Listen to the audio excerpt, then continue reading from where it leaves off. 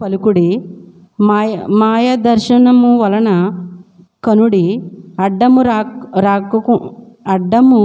రాకుండుడి, త్రోవ నుండి తొలుగుడి. ఇశ్రాయేలు పరిశుద్ధ దేవుని సంగతి మా ఎదుట ఎత్తకుడి అని భవిష్యత్ జ్ఞానులతో పలుకున్న వారై ఉన్నారు. అందుచేతను ఇశ్రాయేలు యొక్క పరిశుద్ధ దేవుడు ఇలాగూ సెలవిచ్చుచున్నాడు: మీరు ఈ వాక్యము వద్దను త్రోసివేసి బలాత్కారమును కృత్రిమములను నమ్ముకుని అట్టి వాటిని ఆధారము చేసుకుంటురి గనుక ఈ దోషము మీకు ఎత్తియను గోడ నుండి జోగిపడిపోవచ్చున్న గోడ అడ్డువలే అగును. అది ఒక క్షణములోనే హఠాత్తుగా పడిపోవును. కుమ్మరి కుండ పగలగొట్టబడినట్లు ఆయన ఏమీయూ విడిచిపెట్టక దాన్ని పగలగొట్టును. పొయ్యిలో నుండి నిప్పు తీయుటకు గాను, గుంటలో నుండి నీళ్లు తీయుటకు గాను దానిలో ఒక పైకునున్న ఒక పెంకైనను దొరకదు. ప్రభువును ఇశ్రాయేలు యొక్క పరిశుద్ధ దేవుడునగు యెహోవా ఇలాగు సెలవిచ్చుచున్నాడు: మీరు మరలా వచ్చి ఊరకుండుట వలన రక్షింపబడుదురు. మీరు ఊరకుండి నమ్ముకునుట వలన మీకు బలము కలుగును. అయినను మీరు సమ్మతింపక అట్లు కాదు, మేము గుర్రములనెక్కి పారిపోవుదుమంటిరి. కాగా మీరు పారిపోవలసి వచ్చెను. మేము వడిగల గుర్రములను ఎక్కిపోవుదుమంటిరే. కాగా మిమ్మును తరుమువారు వడిగాలు వారగుదురు. మీరు పర్వతముల మీద నుండి కొయ్యల వలెను, కొండల మీద నుండి జెండాల వలెను అగు వరకు ఒకని గద్దింపునకు మీలో 1000 మంది పారిపోవుదురు. 5 గద్దింపునకు మీరు పారిపోయుదురు. కావున మీయందు దయచూపవలెనని యెహోవా ఆలస్యము చేయుచున్నాడు. మిమ్మును కరుణింపవలెనని ఆయన నిలవబడి ఉన్నాడు. యెహోవా న్యాయము తీర్చు దేవుడు. ఆయన నిమిత్తము కనిపెట్టుకున్న వారందరూ ధన్యులు. సియోనులో యెరూషలేములోనే ఒక జనము కాపురముండును. జనమా, నీవికనెంత మాత్రము కన్నీళ్లు విడువవు. ఆయన నీ మొర విని నిశ్చయముగా నిన్ను కరుణించును. ఆయన నీ మాట వినగానే నీకు ఉత్తరమిచ్చెను. ఇచ్చిన వాక్యం దేవుడు దీవించును గాక. ఆమేన్. మంచిదండి, ప్రార్థన చేసుకుందాం. మమ్మల్ని మిక్కులుగా ప్రేమించిన మా పరలోకమందున్న మా తండ్రి, కృపా కనికర సంపన్నుడైన మా దేవ, మీకు వందనాలు, స్తోత్రాలు, స్తుతులు చెల్లించుకుంటూ ఉన్నాం. మరొక దినం మీ సన్నిధి ఆవరణలో మేము ప్రవేశించి మిమ్మల్ని స్తుతించటానికి, మహిమపరచటానికై, అయ్యా మీ మాటలు వినటానికై, నీ సన్నిధానంలో ప్రార్థించటానికై మీరు మాకు అనుగ్రహిస్తున్న మంచి సమయమునకై మీకు స్తోత్రాలు. మీ సన్నిధి మాతో ఉంచండి, కాపాడి ఎంతవరకు మీరు నడిపించారు నాయన, ఇంకొన మీ సహాయం దయచేయండి.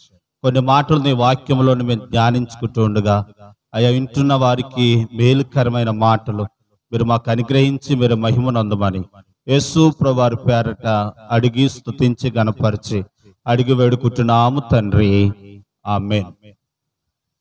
ప్రభునందు ప్రియ దేవుని పిల్లలారా, ప్రభువైన యేసు క్రీస్తు వారి నామములో కూడి వచ్చిన ఈ దేవుని వాక్యాన్ని వింటున్న మీ అందరికీ నా హృదయపూర్వక వందనాలు తెలియపరుచుకుంటున్నాను.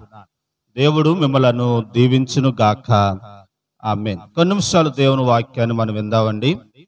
ప్రియులారా, ఈ మాటలలో మేలైన మాటలుంటే ఇది మేలైనది, ఇది సత్యము అని మీరు గ్రహిస్తే, మీరు అనుసరిస్తే మీకు ఆశ్రదం అనుకుంటే మీరు అనుసరించాలని ప్రభు పేరట మీకు మనవి చేస్తా ఉన్నాం. ఏ భేదము లేదు, ఎవరిని విమర్శించడానికి కాదు, ఏ దేవుణ్ణి ఏ మతాన్ని మేము దూషించటలేదు, ఎవరిని మేము అవమానపరచటలేదు. కాబట్టి ప్రియులారా, ఇది సత్యము అని మీరు గ్రహిస్తే మీరు గ్రహించి అనుసరించాలని మనం చేస్తా ఉన్నాను. యెషయా రాసిన గ్రంథం 30 అధ్యాయంలో మనం చూస్తే, ఈ అధ్యాయంలో ఇశ్రాయేలుల గురించి మనం చదువుతా ఉన్నాం. ఇశ్రాయేలులు అంటే ఎవరనంటే దేవుని అనుసరించేవారు. ఇశ్రాయేలులు దేవుని అనుసరిస్తున్నారు కాబట్టి దేవుడు వారికి మార్గము, ఆయన ఆలోచనలు, ఆయన ఉద్దేశాలు ఆయన ప్రజలకు తెలియజేస్తూనే వచ్చేవారు. చూడండి, మన కుటుంబం ఉంది, మన కుటుంబం అభివృద్ధి అవ్వాలని తండ్రి తల్లి ఏం చేస్తుంది అంటే ఒక మార్గ సూచన తెలియజేస్తుంది. ఇది చదువు, ఇది చదివితే నువ్వు ఇక్కడికి వెళతావు, ఈ ఉద్యోగం పొందుకుంటావు, లేకపోతే ఇలాగెళ్ళు అలాగెళ్ళు అని పిల్లల మేలు కొరకు తండ్రి తల్లి చెప్పినట్టుగానే ఇశ్రాయేలులకు దేవుడే తండ్రిగా ఉండి తల్లిగా ఉండి వారికి మార్గాన్ని తెలియజేస్తూ ఉండేవాడు. వారు అప్పుడప్పుడు ఏం చేస్తూ ఉండేవారు అంటే తప్పు మార్గంలోనికి వెళ్ళిపోతూ ఉండేవారు. అప్పుడు వారు మరలా ఏం తెచ్చుకునేవారు అని అంటే శ్రమను తెచ్చుకునేవారు. ఈ 30 అధ్యాయంలో మనం గమనిస్తే దేవుడు వారిని హెచ్చరిస్తా ఉన్నాడు. ఎవరి ద్వారా హెచ్చరిస్తా ఉన్నాడు అని అంటే ఆ రోజుల్లో యెషయా అని ఒక ఆయన ప్రవక్త ఉండేవారు. యెషయా ద్వారా దేవుడు వారికి దేవుని ఉద్దేశాలు బయలుపరుస్తా ఉన్నాడు. ఏమిటి ఆ ఉద్దేశము అని మనం గమనిస్తే ప్రియులారా, ఇశ్రాయేలులు అనేవారు 70 సంవత్సరాలు చెరకు కొనుక్కోబడ్డారు. అంటే ఆ బానిసలుగా ఉండటానికి తీసుకోబడబడ్డారు. చెరలో ఎంత కష్టం అంటే అండి, అది మామూలు కష్టం కాదు. ఇక్కడే చెప్తా ఉన్నాడు, ఓ ఇశ్రాయేలులారా, దేవుని శ్రమ కష్టము మీ మీదకి రాబోతా ఉంది కనుక నా మాట సమ్మతించి నా తట్టు తిరిగితే అది మీకు మేలే గాని కీడు కాదు అని చెప్తూ ఏమన్నాడంటే, మీరు పొయ్యిలోని కుండ పెంకు తీసుకుంటానికి కూడా సమయం ఉండదు. అంత భయంకరమైన ఆ ఉగ్రత అనగా బబులోను దేశము నుండి రాజులు మీ మీదకి వస్తా ఉన్నారు. కాబట్టి మీరు నా మాట సమ్మతిస్తే నేను మీకు సహాయం చేస్తానని చెప్తే ఏమన్నారంటే, మీరు ఐగుప్తు రాజులను రథములను మీరు ఆశ్రయించొద్దు, వారి గుర్రములను ఆశ్రయించొద్దు, వారి బలాన్ని ఆశ్రయించొద్దు, వారిని వీరిని ఆశ్రయించొద్దు. ఆశ్రయిస్తే కనుక మీరు నన్నే ఏం చేయండి, ఆశ్రయించండి అని చెప్తూ దేవుడు మాట చెప్తున్నారు. ఏమంటానంటే చూడండి, నేను చెప్పాలనుకున్న వాక్య భాగం 18వ వచనం. కావున మీ యందు దయ చూపు వలనని యెహోవా ఏం చేస్తా ఉన్నాడట.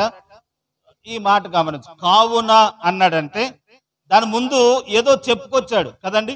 ఏం చెప్పుకొచ్చాడు అన్నట్టు నేను చెప్పాను చూసారు ఇప్పుడు దాకా, అది చెప్పుకొచ్చాడు. అయ్యో మహా ఉగ్రత రాబోతా ఉంది కాబట్టి మీరు రాజులను ఆశ్రయించొద్దు, కనుక గుర్రములను ఆశ్రయించొద్దు, లేకపోతే వేరే వేరే దేశస్తులను ఆశ్రయించొద్దు అని చెప్తూ, కావున మీరు చేయవలసిన పని ఏంటనంటే నేను మీ యందు దయ చూపాలని మాట నేను చెబుతున్నాను. మీ మీద దయ చూపుతున్నాను కాబట్టి మాట చెప్తా ఉన్నాను. మీరు నష్టపోకుండా ఉండాలని, మీరు అపాయంలోకి వెళ్లకుండా ఉండాలని నేను మీకు దయ చూపి మీ మీద ఈ మాట చెప్తున్నాను. ఏమిటి ఆ మాట అని అంటే ప్రియులారా, 18వ వచనం. కావున మీ యందు దయ చూపు వలనని యెహోవా ఆలస్యం చేస్తా ఉన్నాడు. ఏం ఆలస్యం చేస్తా ఉన్నాడు అనంటే, ఏ ఉగ్రతతో బబులోను దేశము నుండి చెరకు తీసుకోపోవటానికి రాజు రాబోతున్నాడో ఆ రాజు రానవ్వకుండా ఆయన ఏం చేస్తున్నాడు, ఆలస్యం చేస్తున్నాడు. ఆయన చిటికేస్తే ఆ రాజు ఏం చేస్తాడు, వచ్చేస్తాడు. రాకుండా నేను ఆపు చేస్తా ఉన్నాను. ఎందుకనంటే, కాబట్టి ఇంకా నేను మిమ్మల్ని కరుణిస్తున్నాను. ఎందుకనంటే మీరు ఇప్పుడైనా నా తట్టు తిరుగుతారేమో, మిమ్మల్ని కరుణిస్తాను. చూడండి, మిమ్మలను కరుణింపవలనని ఆయన నిలబడి ఉన్నాడు. యెహోవా న్యాయమును తీర్చే దేవుడు. ఆయన నిమిత్తము కనిపెట్టుకుని వారందరూ కూడా ఎవరంట, కనుక వినండి వినండి అని చెప్తే ఏమంటున్నాడు అని అంటే, కనుక మిమ్మల్ని కరుణించాలని మీ కొరకు ఇంకా నిలిచి ఉన్నాను, ఇంకా సమయం నిలిచి ఉంది.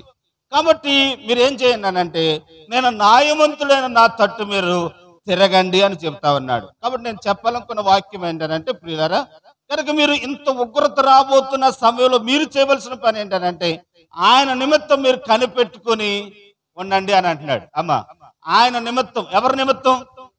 ఈ ఉగ్రత వస్తా ఉంది, ఉగ్రతలో పాలు కాకుండా ఉండాలంటే మీరు నా నిమిత్తం కనిపెట్టుకుని ఉండండి అని చెప్తా ఉన్నాడు. ఉంటు వల్ల వచ్చిన మేలు ఏంటంట అని అంటే, నేను చెప్పాలనుకున్న విషయం ఏంటంటే కనిపెట్టుకుని ఉండు అన్న వర్తమానం చెప్పాలని నేను ఇది జ్ఞాపకం చేస్తా ఉన్నాను.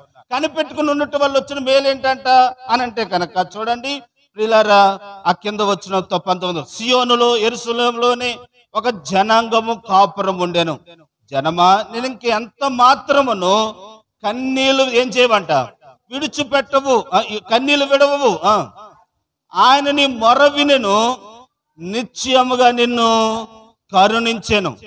ఆయన నీ మాట వినగానే నీకు మనకేమిస్తాడటండి, వస్తాడు. నా మాట సమ్మతించి నా తట్టు తిరిగితే రాబోతున్న ఉగ్రతను తప్పించి మీరు ఇంకెన్నడూ కన్నీరు విడవకుండా మీ కన్నీరు తుడిచి కనుక మీ మొర్రను ఆలకించి నేను మీకు ఉత్తరము ఇస్తాను. ఉత్తరం అంటే జవాబును ఇస్తాను అంటున్నాడు. కాబట్టి ప్రియులారా, ఈ వాక్యాన్ని మనం అనుభవపరుచుకుంటే మన జీవితాలలో కూడా మనకు వస్తున్న కష్టాలలో, బాధలలో, ఇరుకులలో, రాబోతున్న ఉగ్రత నుండి దేవుడు మనల్ని తప్పించి మన కన్నీటి తుడిచి మనకు దేవుడు ప్రియులారా న్యాయము తీర్చి ఆయన మనకు ప్రియులారా మన ప్రార్థన మీద మనకు ఉత్తరం ఇవ్వాలని అంటే మనం సమ్మతించి ఆయన కొరకు చేయవలసిన పని ఏంటనంటే నేను మళ్ళీ చెప్తున్నాను మీకు అర్థం అవటానికి ఏంటంటే, నేను మీ కన్నీరు తుడుస్తాను, నేను ప్రార్థన ఆలకించి మీకు ఉత్తరం ఇస్తాను, కనుక మీకు సహాయం చేస్తాను. కాబట్టి మీరు చేయవలసిన పని ఏంటి అని అంటే ఆయన తట్టు తిరిగి కనిపెట్టుకుని ఉండాలి. ఆయన తట్టు తిరిగి ఏం చేయాలట? కనిపెట్టుకుని ఉండటం అంటే ఏంటనంటే, కనిపెట్టుకుని ఉండటం అంటే ఏంటనంటే ప్రియులారా, ఇంటర్వ్యూకి వెళ్ళామండి, ఇంటర్వ్యూకి వెళ్ళాము. కనుక ఇంటర్వ్యూలో ఏమేమో అడిగారు, ఆ జాబ్కు తగ్గట్టు ప్రశ్నలు వేశారు. వేసిన తర్వాత వాళ్ళందరూ కాల్ లెటర్ మీకు పంపిస్తాం, జాయినింగ్ లెటర్, అప్పుడు దాకా మీరు ఎదురు చూడండి అన్నారు. వెళ్ళిపోయిన తర్వాత ఇప్పుడు ఈ వ్యక్తి ఏం చేస్తాడు? లెటర్ కొరకు ఎదురు చూస్తాడు. సెల్ ఫోన్లో వస్తుందో, పోస్ట్ ద్వారా వస్తుందో, మినిటర్ ద్వారా, దేని ద్వారా వస్తుందో అని ఎదురు చూస్తూ ఉంటాడు. దాన్ని ఏమంటారనంటే కనిపెట్టుకునుట అని అంటారు. ఇప్పుడు దేవుని సన్నిధికి వచ్చి ప్రార్థించామండి, ప్రభువా ఫలానా విషయం కొరకు నీ దగ్గర కన్నీరు కారుస్తా ఉన్నాం అంటే మనకు ఇప్పుడు ఏం జరుగుతుందండి? దేవుని దగ్గర ఇంటర్వ్యూ జరుగుతా ఉంది. అయ్యా నా సమస్య ఇది నాయన, నా ఇబ్బంది ఇది బాబు, అయ్యా నా వ్యాధిని నువ్వు చెప్పావు కదా, సమ్మతించి నా తట్టు తిరిగితే నేను చేస్తానన్నావు కదా, కాబట్టి నేను ఆశ్రయిస్తా ఉన్నాను. రాజులను ఆశ్రయించటలేదు, గుర్రములను ఆశ్రయించటలేదు, మనుషులను ఆశ్రయించటలేదు, నీ తట్టు తిరిగాను కాబట్టి నువ్వు నాకు సహాయం చేయని చెప్పామండి. చెప్పిన మనం ఇంటికి వెళ్ళిన తర్వాత ఏం చేయాలని అంటే కనిపెట్టాలి. ఆమె ఏం చేయాలి అంటే ఎదురు చూడాలి. ఎదురు చూడటం వల్ల వచ్చిన మేలేంటారంటే, దేని కొరకు వస్తే మన కన్నీరు కరుస్తున్నామో ఆ కన్నీటిని దేవుడు ఏం చేస్తాడట? తుడుస్తాడు. ఆయన మన ప్రార్థన ఆలకించి మనకు ఉత్తరం ఇస్తాడు. కాబట్టి వాక్యం అంటే దేవుని బిడ్డలారా, ఇశ్రాయేలులు వారితో చెబుతా ఉన్నాడు, ఇప్పుడైనా నా మాట విని నా తట్టు తిరిగి, మీరు నా తట్టు తిరిగితే, నా మాట సమ్మతిస్తే, నేను మీకు రావాల్సిన ఉగ్రతను తప్పించి నా కొరకు మీరు కనిపెట్టుకుంటే నేను మీ కన్నీరు తుడుస్తాను, మీకు మేలు చేస్తానని దేవుడు చెప్పినట్టుగానే అదే వాక్యం ద్వారా మరలా దేవుడు ఇప్పుడు చెప్తా ఉన్నాడు, మీరు సమ్మతించిన తట్టు తిరిగితే మీకు నా కష్టము, నా బాధను ఏం చేస్తానంటే తీసివేసి నేను మీకు సంతోషాన్ని, ఆనందాన్ని ఇస్తాను అంటున్నాడు. చూడండి ప్రియులారా, మరొక మాటను మీకు చూపించాలని అనుకుంటున్నాను. ఏంటనంటే దేవుని వాక్యంలో మనం చూస్తే కనుక నేను మొట్టమొదటి మాట చెప్తా ఉన్నాను ఏంటనంటే, కనిపెట్టుకుని ప్రార్థన చేసిన తర్వాత చాలా మంది ఏం చేస్తారనంటే వెంటనే జరిగిపోవాలనుకుంటారు. ప్రార్థన చేసిన రాని తెల్లారే వచ్చేవాళ్ళు అనుకుంటారు. ప్రార్థన చేసిన రాని వెంటనే వచ్చి కాదు కాదు కాదు చేసిన తర్వాత మనం ఏం చేయాలనంటే కనిపెట్టుకుని ఎదురు చూడాలి. చూసినప్పుడు దానికి తగిన ప్రతిఫలాన్ని మనం పొందుకుంటామనే విషయాన్ని తెలియపరుస్తూ ఉంటున్నాను. సామెతల గ్రంథంలో ఒక మాట ఉంది, చూడండి. సామెతల 20వ అధ్యాయంలో ఏమని రాయబడిందనంటే, ఇక్కడ మనం చూస్తా ఉన్నాం, 20వ అధ్యాయము 22వ వచనం చదువురా పాప. కీడునకు ప్రతి కీడు అనుకోవద్దు, యెహోవా కొరకు కనిపెట్టుకునుము, ఆయన మనల్ని ఏం చేస్తాడట? మన పాఠం ఏంటనంటే, ప్రార్థించిన మనము దేవుని సహాయం కొరకు ఏం చేయాలి? కనిపెట్టుకుని ఎదురు చూడాలి. కనిపెట్టుకుని ఎదురు చూడాలి. ఇప్పుడు ఇక్కడ చెబుతున్న మాట ఏంటంటే, జ్ఞాని అయిన సొలొమోను రాస్తున్న మాట ఏంటంటే, కనుక కీడునకు ప్రతి కీడు చేయవద్దు, చేయకుండా ఏం చెయ్యి అనంటే యెహోవాకు కనిపెట్టుకుని ఎదురు చూడు. అప్పుడు మనల్ని ఏం చేస్తాడట? ఆయన మనల్ని రక్షిస్తాడు. ఇప్పుడు మీకు అర్థమయ్యే రీతిలో చెప్తున్నాను. ఎవరో మనకి కీడు చేయాలని తలపెట్టారండి, మనకు తెలిసింది, మనకు కీడు చేసే అవకాశం ఉందండి, మనం చేయకోకుండా, ఆ కీడు ఎదుటి వ్యక్తికి చేయకోకుండా మనం ప్రార్థించే యెహోవా కొరకు ఏం చేయాలట? కనిపెట్టాలట దేవా. అప్పుడు దేవుడు మనల్ని ఏం చేస్తాడు? రక్షిస్తాడట. ఆ కీడు నుండి మనల్ని తప్పిస్తాడట. ఎవరో కీడు చేయాలనుకున్నారు, ఆ కీడు చేయాలనుకున్న దాన్ని మనకు తెలిసింది, మనం పగ తీర్చుకోవడానికి అవకాశం ఉంది. ఆ అవకాశం తీర్చుకోకుండా మనము యెహోవా దగ్గర మొరపెట్టుకుని ఎదురు చూచినప్పుడంట కనుక ఆయన మనకు ఆ కీడులో నుండి మనల్ని ఏం చేస్తాడనంటే రక్షిస్తాడు. అదే యెషయా రాసిన గ్రంథంలో చూడండి, మరొకసారి అక్కడికి వద్దాం ప్రియులారా. అక్కడ అంటూ ఉన్నారు 25వ అధ్యాయంలో, యెషయా రాసిన గ్రంథం 25వ అధ్యాయంలో కనుక 9వ వచనంలో ఆ మాట చదువుదాం చూడమ్మా.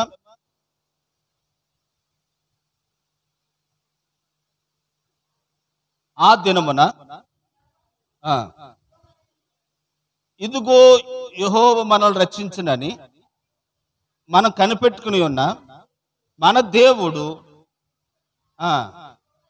యెహోవా ఈయనే. ఇక్కడ ప్రవక్తలు అంటున్న మాట ఏంటంటే, ప్రజలు అంటున్న మాట ఏంటంటే, మనలను మనం కనిపెట్టుకుని ఈ ఎవరి కొరకు ఎదురు చూసామో ఆయన మనం రక్షించగలవాడు ఈయనే. కనుక ఈయనే, ఇంకొకరు ఆయన లేడు.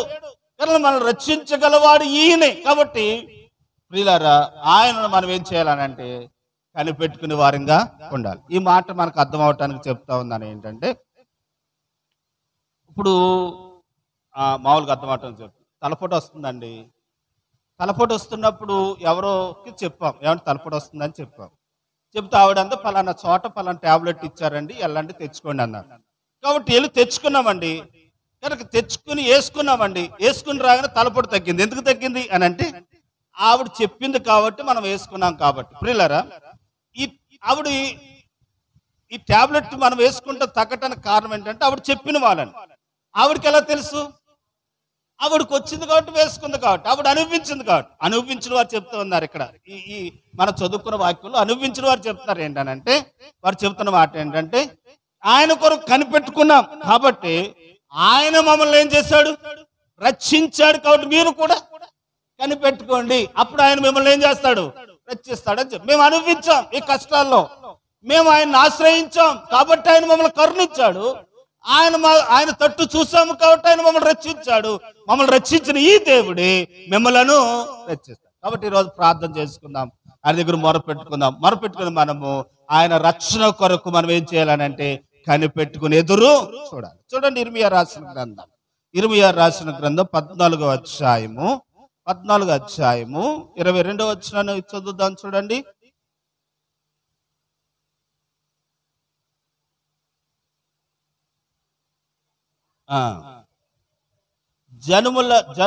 జనుల యద్ధ దేవతలలో వర్షింపు కురిపింపగల వారు ఉన్నారా?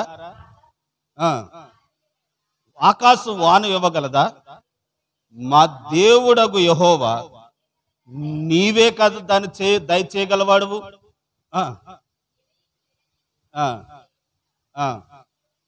నీ కొరకే మేమేం చేస్తామన్నా? ఇక్కడ భక్తుడు అంటున్న మాట ఏంటంటే, ఏ దేవత వర్షాన్ని కురిపిస్తుందండి? ఎవరండి వర్షాన్ని కురిపించేది? ఎవరండి వర్షాన్ని కురిపించగల సమర్థత కలిగిన వారు అని అంటున్నారు. నీవే కదా కురిపించగలవాడు. ఎవరు? దేవుడే కదా. వర్షాన్ని కురిపించగలవాడే నీ కొరకే మేమేం చేస్తున్నాం? కనిపెట్టుకుంటున్నాం అని అంటున్నాడు. ప్రియులారా, ఒక చోట ఏమని ఉంటుందని అంటే, భూమి పండాలంటే ఏంటంటే భూమికి దేవుడు ఆజ్ఞ ఇవ్వాలంట. భూమి పండాలంటే భూమికి ఏం చేయాలండి? పండు అని చెప్పాలట. మొక్కేసేసినంత మాత్రం బతికేదట. ఆ మొక్కకు దేవుడు ఆజ్ఞ ఇవ్వాలి. కాయ్ బతుకో, కాయ్ అని చెప్పాలట. అప్పుడు ఆ మొక్క ఏం చేస్తుంది అని అంటే ఎదిగి కాస్తుందంట. ప్రియులారా, ఇప్పుడు వర్షం రావాలంటే దేవుడే వర్షం ఇవ్వాలి.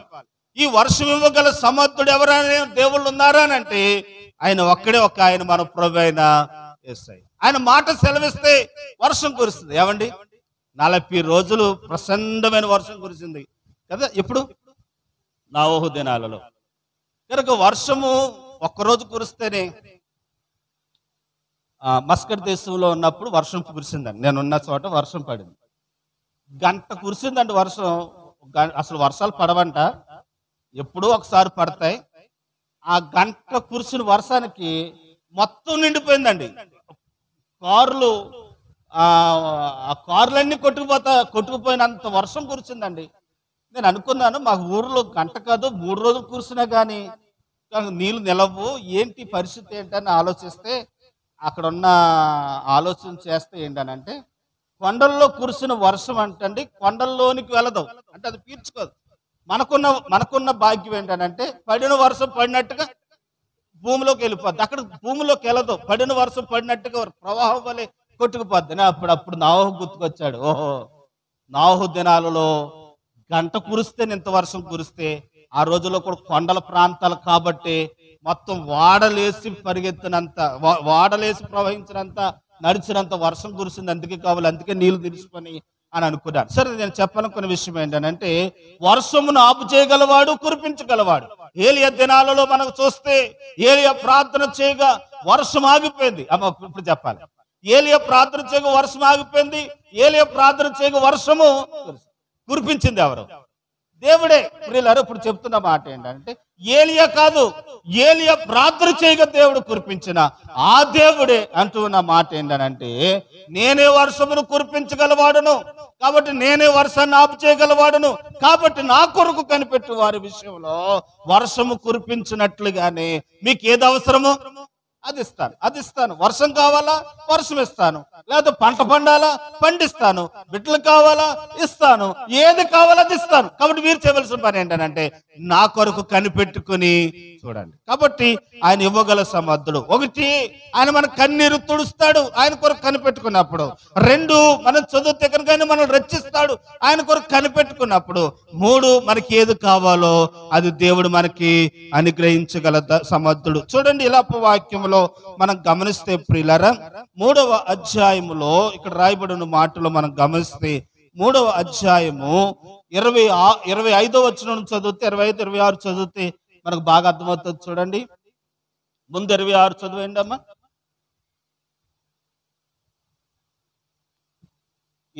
ఇలాప వాక్యములు 3వ అధ్యాయము 26వ వచనం.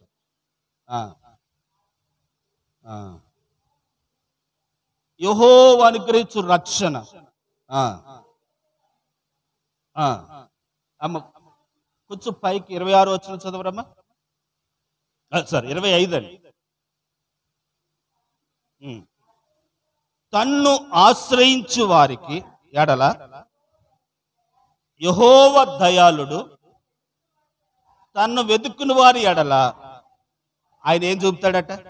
ఎవరికి అనంటే యెహోవాను ఆశ్రయించు వారికి, తన్ను వెతుకు వారికట దేవుడంట ప్రియులారా ఆయన దయ చూపేవాడిగా ఉన్నాడు. కాబట్టి అక్కడ అంటున్నారు, కింద 26 వచనంలో అంటున్నారు, ఆయన కొరకు కనిపెట్టుకుని ఊరికనే ఉంటే ఆయన మన కొరకు రక్షణ అంటే మనం అనుకున్న దాన్ని దేవుడు మన కొరకు అనుగ్రహిస్తారన్న విషయాన్ని తెలియపరుస్తూ ఉంటున్నాను. కాబట్టి మనం చేయవలసిన పని ఏంటనంటే ఈ లోక సంబంధమైన వాటి మీద మనం మనసు పెట్టుకోకుండా దేవుని మీద మనం మనసు పెట్టుకుని ఆయన మీద ఆధారపడితే ఆయన మనకు సహాయాన్ని చేస్తాడు. అమ్మా,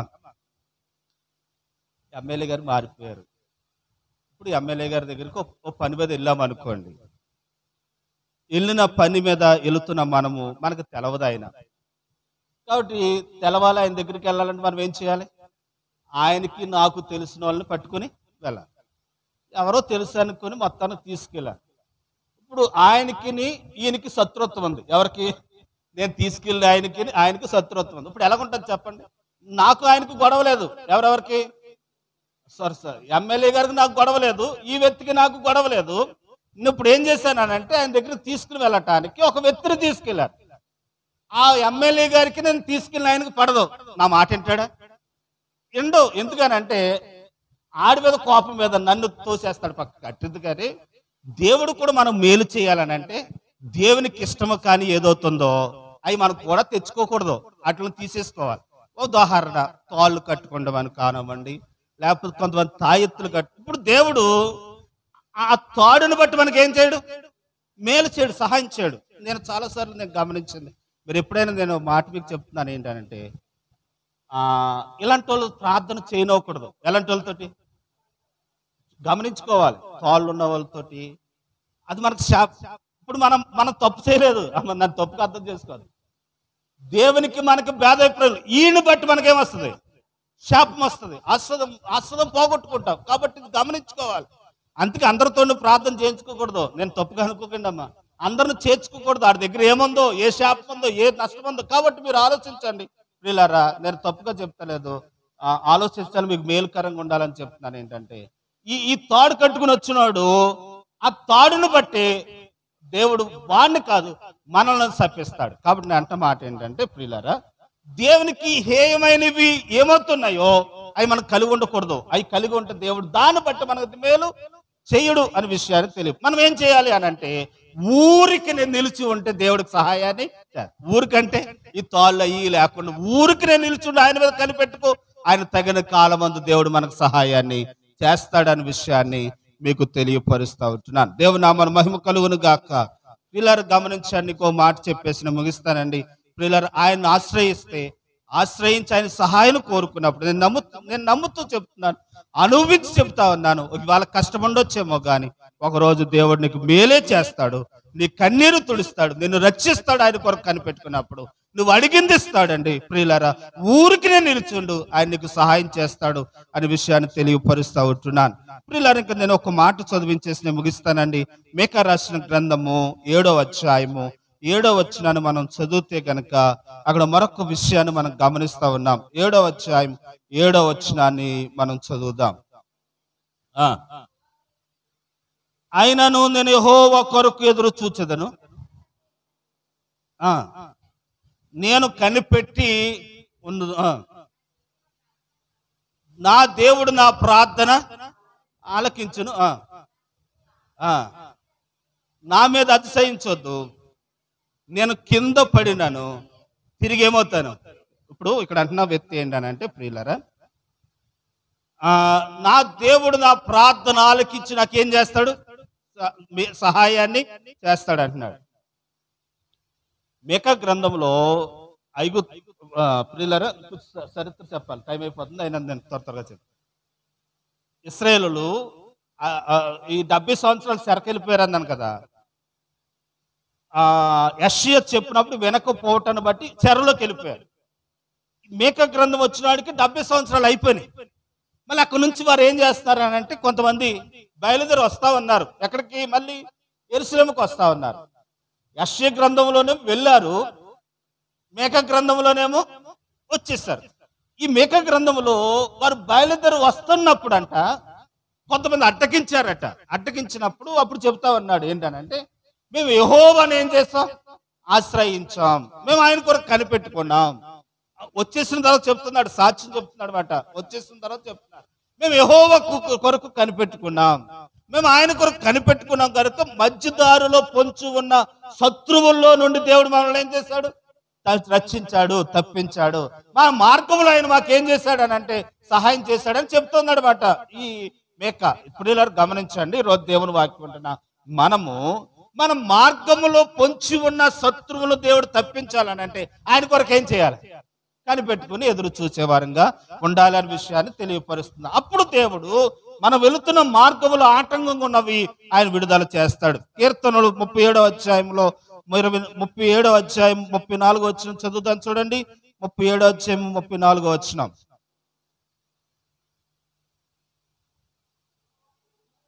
యెహోవా కొరకు కనిపెట్టుకునుండుము, ఆయన మార్గమును అనుసరించుము, భూమిని స్వతంత్రించుకున్నట్లు ఆయన నిన్ను ఏం చేస్తాడట, ఆయన నన్ను కనిపెట్టుకుని ఉంటే ఆయన మన మార్గములు ఆయన ఏం చేస్తాడనంటే సరళము చేసి కనుక భూమిని స్వతంత్రించుకున్నట్టుగా ఆయన మన కార్యములను దేవుడు సహాయాన్ని చేస్తాడట మన కార్యాల విషయంలో. కాబట్టి ప్రియులారా ఈ వాక్యం వింటున్న మనము ప్రార్థించేసి వెళ్ళిపోతూ ఉన్నాం. వెళ్ళిపోయిన మనము ఏదైతే ప్రార్థించామో అది దేవుడు మనకిస్తాడని మనం ఏం చేయాలట, కనిపెట్టుకుని ఎదురు చూడాలి. చూసినప్పుడు కనిపెట్టుకున్నప్పుడు ఇంకా బయటికి ఎదురు చూస్తున్నాం, మనము అడిగాము దేవుడు చేస్తాడని ఎదురు చూస్తున్నాం. మనము ఇంకా దేని విషయంలో దేని మీద ఆధారం పడకూడదు. ఈ మాట అర్థం అవ్వాలి. ఏంటంటే ప్రార్థన చేసుకున్నామండి, ప్రార్థన చేస్తాం దేవుడు మనకిస్తాడని నమ్మకంతో వెళ్ళిపోయామండి. వెళ్ళిపోయిన తర్వాత ఆ ఆస్వాదం కొరకు ఎదురు చూడాలి తప్ప ఇంకా మళ్ళీ దేని మీద, ఈ రాజుల మీద, గుర్రాల మీద, ఈ లోక ఆచారాల మీద, వాటి మీద ఆధారపడకూడదు. మనం ఆధారపడకుండా ఆయన ప్రార్థన చేస్తాం, ఆయన వాగ్దానం చేస్తాడు, రక్షిస్తానన్నాడు, ఇస్తానన్నాడు, సహాయం చేస్తానన్నాడు, తోడై ఉంటానన్నాడు, కనిపెట్టమన్నాడు, కనిపెడతా ఉన్నాను. ఆయన ఎప్పుడు ఇస్తాడో అప్పుడు నాకు ఇస్తాడని ఎదురు చూస్తూ విశ్వాసంతో అడుగుదాం. ఈరోజు మీకు చెప్పాలనుకున్న విషయం ఏంటంటే, ఏమవుతా అవసరం ఉందో అది అడగండి దేవుని దగ్గర. ఆయన అన్నాడు, మీకు ఏది ఇష్టం అడగండి కానీ మీకు ఇస్తానన్నాడు. అడగకయ్యే మీరు పొందుకోలేకపోతున్నారు అన్నాడు. అడుగుదాం. అడిగిన మనము ఏం చేయాలి, ఇచ్చే వరకు కనిపెట్టుకుని ఉందాం. ఎదురు చూద్దాం. మన దేవుడు సజీవుడు, బతుకున్నవాడు, చనిపోయి తిరిగి లేచిన దేవుడు, మన కొరకు ప్రాణం పెట్టిన దేవుడు, రక్తము కార్చిన దేవుడు, చనిపోయి తిరిగి లేచిన దేవుడు. ఆయన కొరకు కనిపెట్టుకుందాం, ఆయన సహాయం కొరకు ఎదురు చూద్దాం. అట్టి కృప దేవుడు మనకు సహాయం చేయను గాక. ఆమేన్. తలలు వంచండి, కళ్ళు మూసుకుందాం, ప్రార్థన చేద్దాం.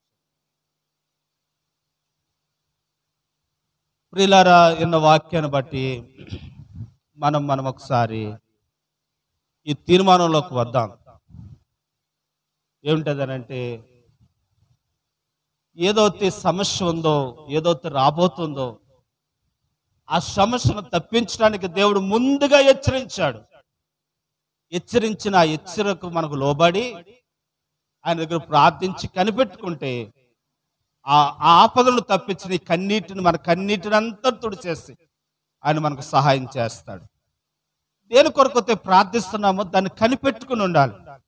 ప్రార్థించేసి వెళ్ళిపోతున్నాం, మంచిదే, కాదంటలేదు. కానీ కనుక ఏదో తడుగుతున్నాం, అది దేవుడు నాకు ఇస్తాడు అని ఇచ్చే వరకు మనం ఎదురు చూస్తే, ఇక దేని మీద మనసు పెట్టుకోకుండా రాజులను ఆశ్రయించొద్దు, ఇక ఏమేమో ప్రయత్నాలు చేయొద్దు, లోకం సంబంధించినవి మనుషులు ఏది చెప్పిన ఇంకా ఆశ్రయించొద్దు. నేను కనిపెట్టుకుంటున్నాను, నాకు సహాయం చేసేవాడు ఒక ఆయన ఉన్నాడు, ఆయన నా ప్రభు అని ఆయన కొరకు కనిపెట్టుకున్నప్పుడు ఆయన తగిన కాలమందు ఆయన మనకు సహాయం చేస్తాడు. అలా చేయగలవాడైన దేవుని సన్నిధానంలో విశ్వాసముతో ప్రార్థన చేద్దాం. ప్రార్థన చేసిన మనం ఆయన ఇచ్చే వరకు కనిపెట్టుకుని ఉందాం. అలా ఒకరు తర్వాత ఒకరు ఎంతమంది ఉందామో అంతమంది ప్రార్థన చేద్దాం. మొదటి ప్రార్థన.